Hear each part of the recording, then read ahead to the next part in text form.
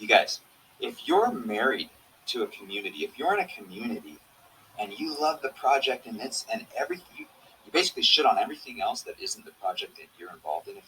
If you can't look past your blinders because you're so married to your community that you can't look at other communities and see opportunity, that is how you get wrecked in crypto.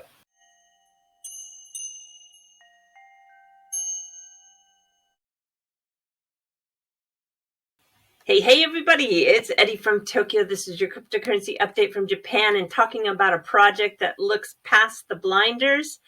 That would be Quant Network, the overledger, embracing all blockchains to enhance interoperability. And today it is off the chart. Look at among 90% of the top 100 are in the red, but Quant is up over 20%. It is soaring right now at $142. Oh my gosh. Well, you know, Quant is going to be with Ripple very soon. There is something you need to mark on your calendars. This is a panel, and the CEO of Quant, Gilbert Verdian, along with Ripple's James Wallace, they are going to be talking digital money, global markets, and the coming revolution of cross-border settlement. This is all under the Digital Pound Foundation, Thursday, the 24th at 2 p.m. GMT. It's a live seminar. I'm telling you, I'm not missing this for anything. You can register for that event. I'll put a link to it in the description below. And, you know, on that panel is also going to be the Six company. This is Six Digital. They're a company that SBI Japan announced a joint venture with back in December, providing that powerful corridor between Europe and Asia. I'm telling you, there is a lot going on. Speaking of SBI, Kitao-san is really on a roll. He's not only got that investment into the BRD wallet and then selling that to Coinbase just in the last 30 days, but Ripple also bought back a portion of his shares, a very respectable 50% return on investment in just 2 years. And then yesterday, Liquid Exchange, which he invested into, was acquired by FTX. And FTX, boy, oh boy, we need to look at that.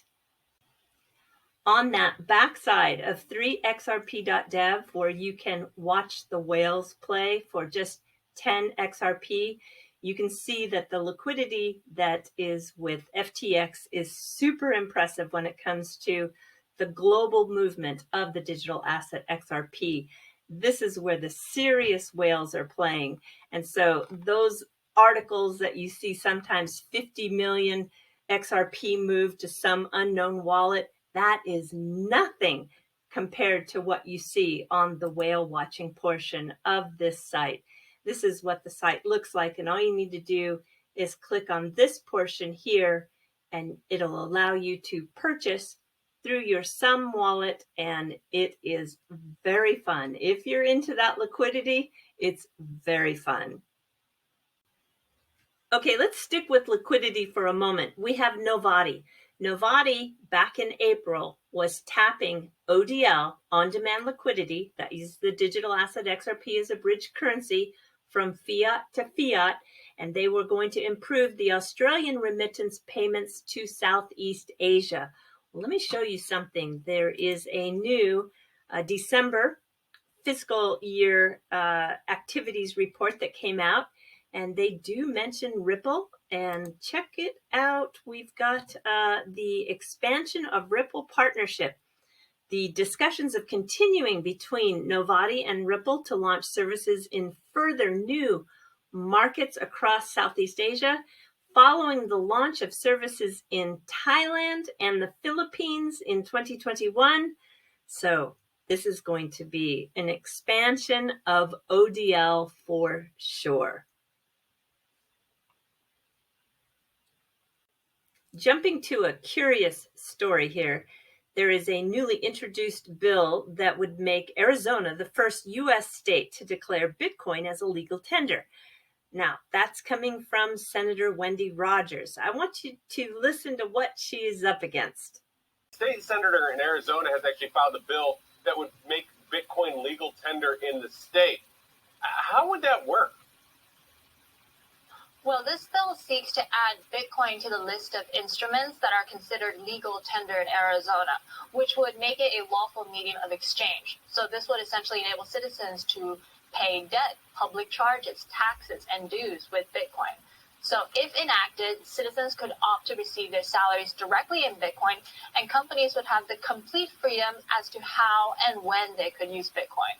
So this bill mentions Bitcoin specifically, not other altcoins, and there will be a second reading on the Senate floor Wednesday. But right now, the problem is the U.S. Constitution might make passing this bill a challenge, because there is something called a coinage clause in the Constitution that means the power to determine what is and isn't legal tender in the U.S. is the exclusive province of Congress. So I'm sure many of us are going to be following this story, and it looks like Texas is also going to take a similar move. But now let's jump to Flare, because I know there's something that everybody wants to know. Where is my Flare? Yes, if I had $1 for every time that was asked in the comment section, I'd be a millionaire. Hugo just updated everyone about 11 hours ago. And with regards to the exchange distribution of the Flare token, they have reached out to the largest exchanges to get a full definition on what they require in order to distribute the token so that Flare meets those requirements. And I think that we're very, very close. They're upgrading Songbird, and that will happen before the end of March 2022. And with the final 2 protocols required before Flare launch, that'll allow them to proceed.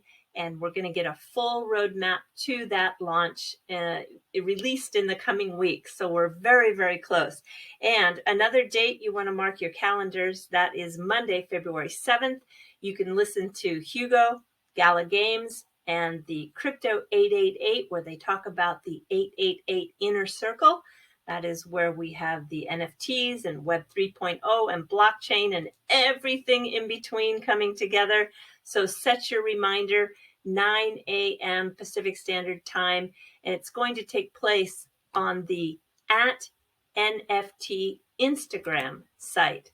And that's what it looks like there. They're going to be hosting that 888 Inner Circle live. Another event I'm not going to miss. And if you didn't hear, Blockchain Backer is going to be on BitBoy's channel next week. I think it's Tuesday. I'm so excited for this. I just can't wait. What a great person to have this massive audience. And I just wish him the best. He's going to do fantastic, I'm sure. I even asked my Patreons to give him a little advice. And I just think probably by now he has a lot of people saying, say this and don't say this. But I just want to tell him, don't worry. You're going to be great. And I'm just so pleased to hear that you are going to have that chance. All right, everybody, we're jumping to the fluff. I want to talk about something that occurs once a year, and it is the Twin Day.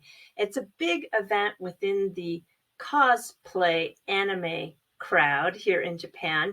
It is a day where the Twin Day, which is the twin pigtails, those characters that have that style, they are then emulated by their favorite fans. And here we have Fate Extella. Fate Extella is really great. She's actually part fox. So here's the character you can see here. And then the version that got a lot of thumbs up on Twitter was this one here. Fantastic, right? What a wonderful job. And then here you have Uma Musume. And for Twin Day, that was done quite well with this cosplayer here. Just wonderful. Got a lot of accolades on Twitter. And then we move over to the very famous Vocaloid Hatsune Miku. And this is a character that everybody loves to do. And there were so many to choose from. I just couldn't find one that was the best, but I will settle on this one.